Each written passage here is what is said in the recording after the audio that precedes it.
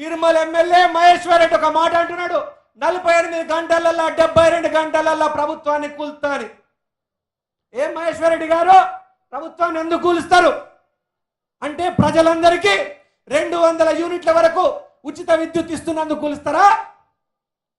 ప్రజలందరికీ ఉచితంగా బస్సు ప్రయాణం ఇస్తున్నందుకు ప్రభుత్వాన్ని కూలుస్తావా? ప్రజలందరికీ 22,500 కోట్లు పెట్టి 5 లక్షలకు ఒక ఇల్లు చొప్పున సంవత్సరానికి 4,50,000 ఇల్లు కట్టిస్తున్నందుకు కూలుస్తావా? ఎందుకు కూలుస్తావు? ఎవడ్రా ప్రభుత్వాన్ని కూల్చేది? బిడ్డ, ఎవడ్రా ప్రభుత్వాన్ని కూల్చేది?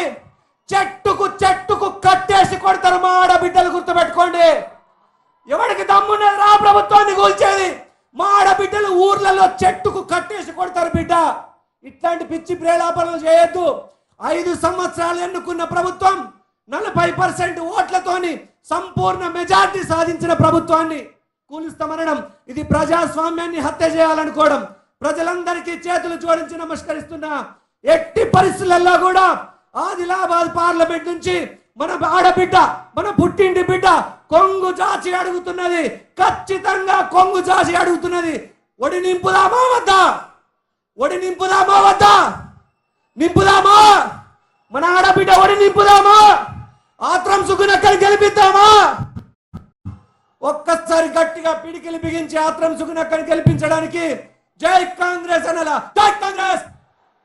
గట్టిగా జై కాంగ్రెస్!